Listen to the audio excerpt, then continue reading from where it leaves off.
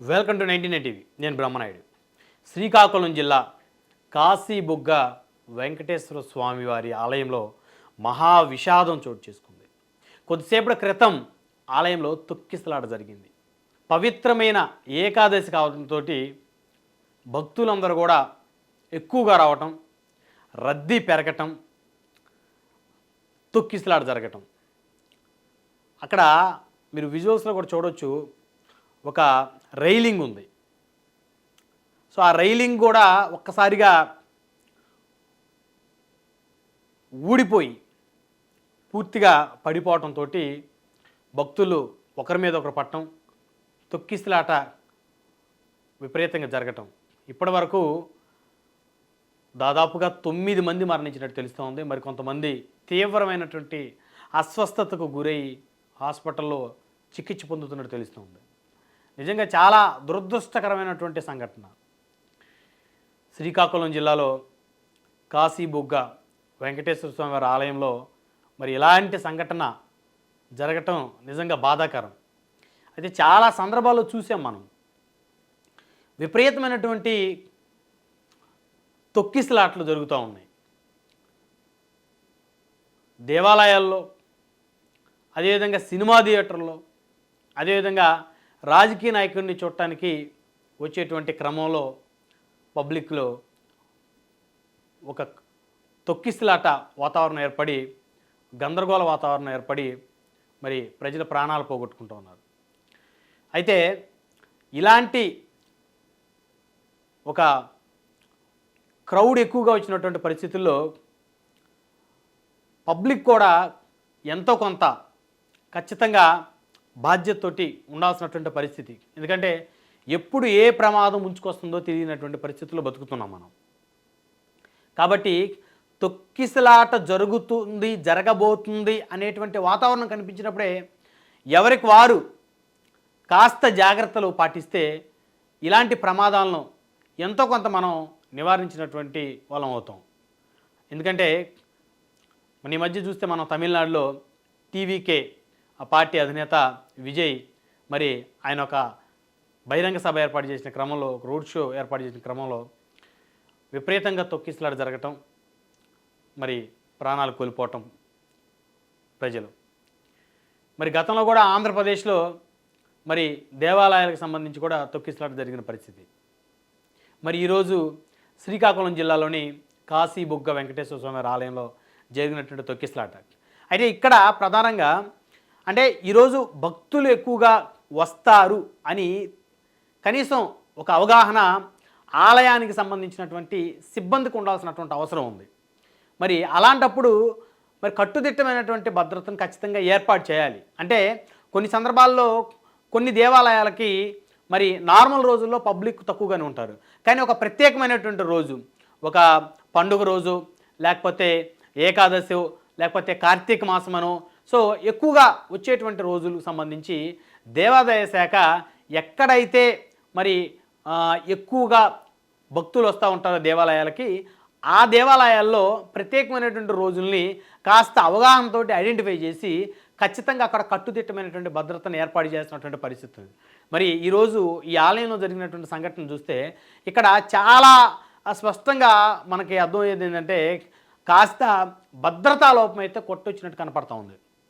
ఎందుకంటే వందలాది మంది మరి ఆలయంలోకి మరి ప్రవేశించినప్పుడు మరి అందరూ ఒక గుంపుగా మరి ఉన్నటువంటి సందర్భంలో మరి దేవుని దర్శించుకోవాలనుకున్నటువంటి ఆ తరుణంలో మరి కనీసం అక్కడ ఆలయ సిబ్బంది వారిని ఎంతో కొంత మరి వారిని తొక్కిసలాట జరగకుండా నివారించినట్టయితే, అరికట్టినట్టయితే ఖచ్చితంగా ఈ పరిస్థితి ఇంత దూరం వచ్చేది కాదనేది అయితే స్పష్టంగా చెప్పొచ్చు. ఎందుకంటే చాలా దేవాలయాలు, ఇప్పుడు తిరుమల తిరుపతి దేవస్థానం లాంటి దేవాలయాల్లో కూడా విపరీతమైనటువంటి కట్టుదిట్టమైనటువంటి భద్రత ఉంటుంది కాబట్టే ప్రాణ నష్టం అనేది ఎక్కువగా జరిగే పరిస్థితి ఉండదు. అంటే గతంలో కూడా కొన్ని సందర్భాల్లో తిరుమల తిరుపతి దేవస్థానం దగ్గర కూడా తొక్కిసలాట జరిగి భక్తుల ప్రాణాలు కోల్పోయిన పరిస్థితి ఉంది.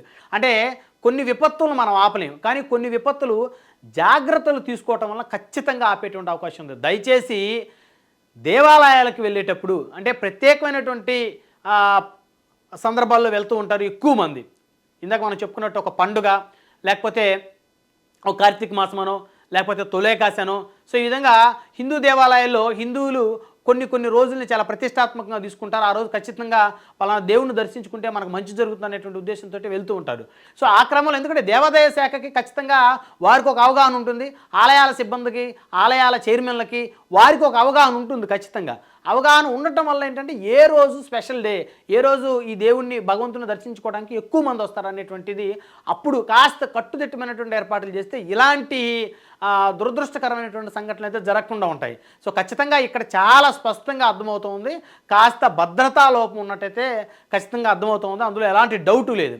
అయితే ప్రజలు కూడా అప్రమత్తంగా ఉండాల్సినటువంటి అవసరం ఖచ్చితంగా ఉంది. ఎందుకంటే ప్రతి సందర్భంలోనూ మనం ప్రభుత్వాన్ని నిందించడం కన్నా, అధికారులు నిందించడం కన్నా మనం జాగ్రత్తగా ఉండాలి, మనం అప్రమత్తంగా ఉండాలి. మనం భగవంతుడిని దర్శించుకోవడానికి వెళ్ళాము, వందలాది మంది వేలాది మంది మరి అదే రోజు దర్శనానికి వచ్చినటువంటి క్రమంలో మరి క్రౌడ్ ఎక్కువ అవుతున్నప్పుడు చాలా జాగ్రత్తగా ఉండాలి, అప్రమత్తంగా ఉండాలి. ఎందుకంటే మహిళలు చిన్నపిల్లలతోటి దర్శనానికి వెళ్ళినప్పుడు విపరీతమైనటువంటి క్రౌడ్ ఉన్నప్పుడు వేల మంది ఒకేసారి ఒక క్యూ లైన్లో వస్తున్నప్పుడు ఖచ్చితంగా ఒక అటెన్షన్ మనం ఉండాల్సినటువంటి అవసరం ఉంది, ఒక అటెన్షన్ తోటి. ఎందుకంటే ఎప్పుడు ఏం జరుగుతుందో, ఎందుకంటే పరిగెత్తేటువంటి క్రమంలో తొక్కిసలాట జరగవచ్చు. సో దేవాలయాలకు సంబంధించి దర్శనానికి మరి క్యూ లైన్లో ఉన్నటువంటి తరుణంలో మరి అక్కడక్కడ కొన్ని బ్రేకులు ఉంటాయి, అంటే అక్కడక్కడ లాక్లు వేస్తూ ఉంటారు అనమాట. సో ఆ క్రమంలో ఒక్కసారిగా ఆ డోర్లు ఓపెన్ చేయటం, సో ఆ క్రమంలో అందరూ కూడా ఒకేసారి పరిగెత్తటం. సో అలాంటి పరిస్థితుల్లో చాలా జాగ్రత్తగా అప్రమత్తంగా ఉండాలి, ప్రజలే అప్రమత్తంగా ఉండాలి. సో దేవాలయాలకు వెళ్తే భక్తులు అప్రమత్తంగా ఉండాలి. అదేవిధంగా సినిమా థియేటర్లకు వెళ్తే మరి సినిమా థియేటర్కి వెళ్ళినటువంటి అక్కడ ప్రజలు వాళ్ళు అప్రమత్తంగా ఉండాలి.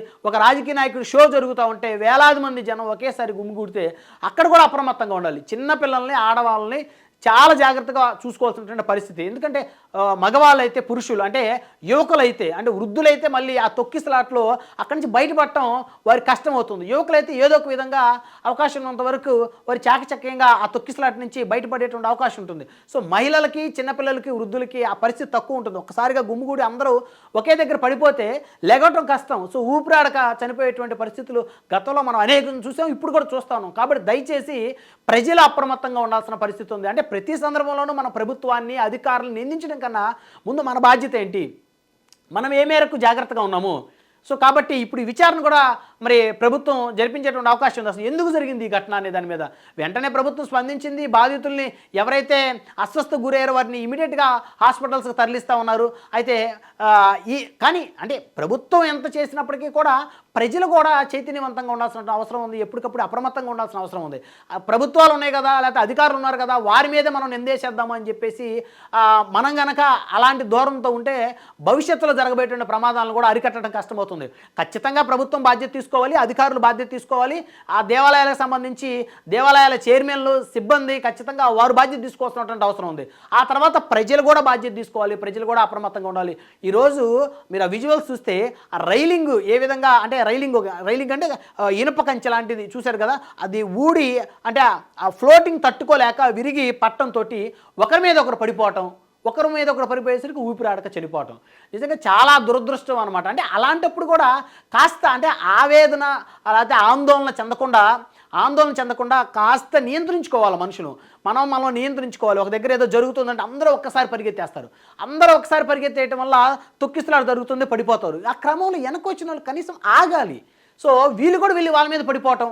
సో కాబట్టి తొక్కిసలాట జరిగి ప్రాణాలు ఎక్కువ పోయేటువంటి పరిస్థితులు ఇలాంటి పరిస్థితుల్లోనే. ఒక దగ్గర గుమ్మిగూడారు ఎక్కువ మంది, ఫ్లోటింగ్ ఒక 10 మంది 20 మంది ఒకరి మీద ఒకరు పడ్డ తరుణంలో వెనకున్న వాళ్ళు వాళ్ళని తొక్కుకుంటూ వెళ్ళిపోతున్నారు. ఇది చాలా దురదృష్టమైనటువంటి పరిస్థితి. ఒక 10 మంది ఒక దగ్గర గుంపుగా పడిపోతే వారి వెనక ఉన్నటువంటి వాళ్ళు బాధ్యత ఏంటి అంటే వాళ్ళకు కూడా ఏదైనా జరుగుతుందని చెప్పేసి ఒక భయాందోళన క్రియేట్ అయిపోయి పరిగెత్తుతూ ఉంటారనమాట. ఆ పడిపోయిన వాళ్ళ మీద కాళ్ళు వేసి తొక్కుకొని అక్కడి నుంచి వెళ్ళేటువంటి క్రమంలో కింద మనుషులు చచ్చిపోతూ ఉంటారు. అంటే మనం ఒక వ్యక్తిని తొక్కి వెళ్ళిపోతున్నాము అని చెప్పేసి కనీసం మనకు అవగాహన ఉండాలి. ఎవరికి వాళ్ళు తొక్కిసలాట జరుగుతుందని ఎవరికి వాళ్ళు నియంత్రించుకొని కనీసం ఆ విధంగా అంటే మూమెంట్ తీసుకోకుండా నిలబడితే అట్లీస్ట్ ఆ ముందు పడిపోయినటువంటి వాళ్ళకి లెగిచే అవకాశం ఉంటుంది. అలా కాదని చెప్పేసి మన ప్రాణాలు కాపాడుకుందాం అని చెప్పేసి అందరూ కూడా ఒకేసారి మూకుముడిగా 100 మంది తొక్కుకుంటూ కింద పడిపోయినటువంటి 5-10 మంది తొక్కుకుంటూ వెళ్ళిపోవటం వల్ల వాళ్ళు బతికేటువంటి అవకాశం ఇంకెక్కడ ఉంటుంది. సో కాబట్టి దయచేసి ప్రతి సందర్భంలోనూ భగవంతుడి దగ్గరికి వెళ్ళినప్పుడు అందరం మేము ముందు వెళ్ళాలి క్యూలో అని చెప్పేసి పరిగెత్తడం పోటీ, అర్జెంట్గా వెళ్ళిపోయి దర్శనం చేసేసుకుని ఇమీడియట్గా ఇంటికి వెళ్ళిపోవాలి, అయితే వేరే పనులు ఏ ఒకటి ఉంటాయి కాబట్టి ఆ పనులకు వెళ్ళిపోదాం అని చెప్పేసి అంటే మన పని తొందరగా అవ్వాలి, మనం ముందు ఉండాలి అనేటువంటి ఆలోచన ధోరణి ఈ తొక్కిసలాట కారణం. సినిమా థియేటర్కి వెళ్తాం, అందరు టికెట్లు తీసుకుంటారు. అందరు టికెట్లు తీసుకున్నప్పుడు మరి థియేటర్లో తొక్కిసలాట ఎందుకు జరుగుతూ ఉన్నాయి? ఎవరో వస్తారు సినిమా హీరో, సో వచ్చినప్పుడు ఆయన చూడాలని చెప్పేసి అందరూ పరిగెడతారు. సో ఒక రాజకీయ నాయకుడు బహిరంగ సభ జరుగుతుంది, సో అక్కడ అతను ఏదో దగ్గర నుంచి చూద్దాం అనేటువంటి క్రమంలో అందరూ ఒక్కసారిగా గుమిగూడటం, ఆ క్రమంలో తొక్కిసలాట జరగటం. సో కాబట్టి దయచేసి భగవంతుని దర్శించుకునేటువంటి క్రమంలో కూడా మనుషులము మనల్ని మనం నియంత్రించుకోవాలి, ఒక అవగాహనతో మెలగాలి. లేకపోతే భవిష్యత్తులో ఇలాంటి ప్రమాదాలను ఆపలేము. ప్రభుత్వాలు ఏమాపుతాయి, అధికారులు ఎంతవరకు ఆపగలుగుతారు? సో కాబట్టి ఖచ్చితంగా ఈ యొక్క శ్రీకాకుళం జరిగినటువంటి ఈ దురదృష్టకరమైనటువంటి సంఘటన నిజంగా చాలా బాధాకరం. ఖచ్చితంగా ప్రభుత్వం వారిని, ఆ కుటుంబాలను ఆదుకోవాలి. ప్రాణాలు తిరిగి తెచ్చేటువంటి పరిస్థితి లేదు. సో ప్రాణాలు పోతున్నప్పుడు వారికి, కుటుంబాలకి ఆర్థిక సహాయం ప్రభుత్వాలు ప్రకటిస్తూనే ఉన్నాయి. సో అంటే అవగాహన రావటం లేదు, పబ్లిక్లో కూడా నిజంగా అవగాహన రావటం లేదు. ఎన్ని జరుగుతున్నప్పటికీ కూడా ఎక్కువ మంది ఒక దగ్గర గుమ్ముగూడారు, ఒక ప్రదేశానికి, ఒక దేవాలయానికో, సినిమా థియేటర్కో, లేకపోతే ఒక షాపింగ్ మాల్కో, ఎక్కడైనా, లేకపోతే బస్సులు ఎక్కేటప్పుడు, ఈ పండగ సీజన్లో చూస్తూ ఉంటాం, రైళ్ళు బస్సులు ఎక్కేటప్పుడు అసలు విపరీతంగా ఎక్కడ పోతుంది బస్సు, ఎక్కడ పోతుంది? సో ఆ బస్సు పోతే ఇంకొక బస్సు, ట్రైను పోతే ఇంకొక ట్రైను. సో ప్రాణాలు తెగించి మేము ముందు ఉండాలి, మేము ముందుకు వెళ్ళాలని చెప్పేసి వందల మంది గుమిగూడి, వందల మంది ఒక్కసారిగా ఈ మేము ముందు వెళ్ళాలనేటువంటి ఆ పోటీ, ఆ క్రమం ఏదైతే ఉందో అది మన ప్రాణాలను బలి తీసుకుంటుంది. దయచేసి ప్రతి ఒక్కరు కూడా కాస్త అవగాహనతో ఉండండి, మనల్ని మనం నియంత్రించుకోవాలి. లేకపోతే ఈ తొక్కిసలాట్లు ఆపాలంటే అది అంత సాధ్యమైనటువంటి పని కాదు.